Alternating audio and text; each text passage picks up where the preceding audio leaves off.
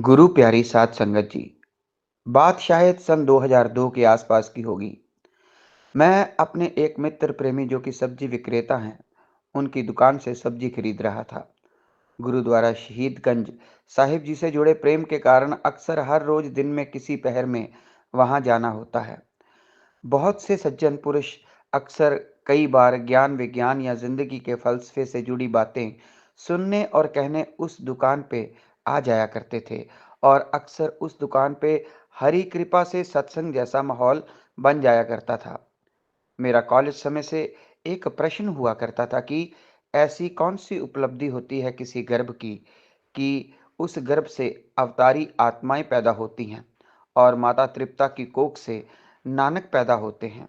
मैंने यह प्रश्न जितने उच्च शिक्षा प्राप्त लोगों से पूछा, उनका उत्तर उतना ही लंबा और ज्ञान को तोड़ मरोड़ कर प्रभावी बनाकर पेश करने जैसा प्रयास होता था।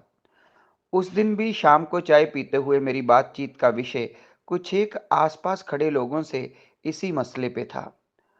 उसकी उम्र यही कोई 50-55 के आसपास होगी उस समय, लेकिन शायद जिंदगी की तेज धूप में चेहरा ज्यादा झुलस गया था उसका। घिसा हुआ साइकिल और आम से सलीकेदार लिबास में वह व्यक्ति कई बार उसी दुकान के आगे से गुजरता हुआ तो देखा था, लेकिन आज जब उसी विषय पे बात चल रही थी तो वह उसी दुकान से भिंडी छांट रहा था।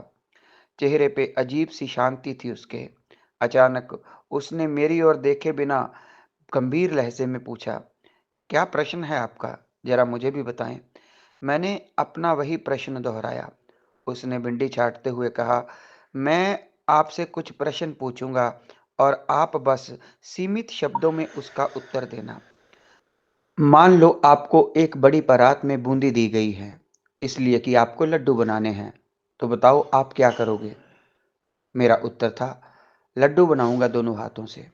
उसका दूसरा प्रश्न था, लड्डू बनाते बनाते आपको नींद आ गई तो क्या होगा?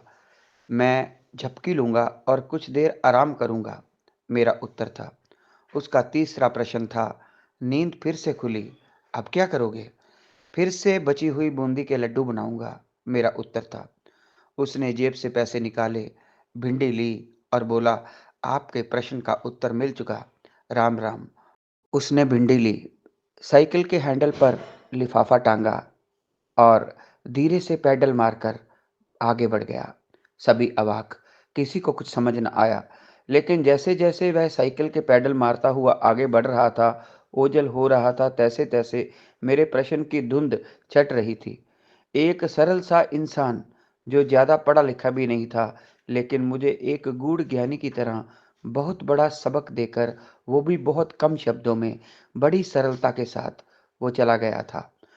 उसके कहने का सार था कि कर्म योग एक जन्म में नहीं बल्कि कई बार हजारों जन्मों बाद फलता है। जिस नींद की उसने बात की थी वो नींद मृत्यु थी और फिर से लड्डू बनाना नए जन्म का प्रतीक था। साथ संगत जी, अवतारी आत्माएं भी निर्मित होती हैं, लेकिन ये इतनी विशुद्ध और सतोगुण भरपूर होती हैं कि इनका जन्म अति विशेष घटना होता है। यूं कह लीजिए कि सागर की कुएं में समाने जैसी क्रिया होती है। इसी विराट सतोगुण भरपूर चेतना को गर्भ धारण करता है। वो भी अमृत कलश ही होता है जिस गर्भ में ये आत्माएं आकर समाती हैं। देवकी से लेकर मरियम तक, माता कौशल्या, महामाया से लेकर माता तृप्ता देवी तक, ये जननियां अति दिव्य और विशेष हुई हैं। संत रूप में ना जाने कितने सतोगुण भरपूर तप किए होंगे, फिर कहीं इनकी मिट्टी में दिव्य नूर एक बुत के रूप में निर्मित हुए।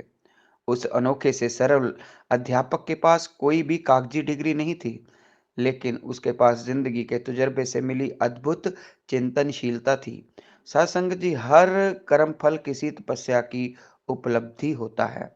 जपजी साहिब में कितना सुंदर और सरल फरमाते हुए श्री गुरु नानक लिखते हैं कि अमृत वेला सच नाम वड़े आई विचार, कर्मी आवे कपड़ा ते नदरी मोख द्वार, नानक कहवे जानिए सब आपे सचार। वाहिगुरु जी का खालसा, वाहिगुरु जी की फतेह। इधर से गुजरा था, सोचा सलाम करता चलूं।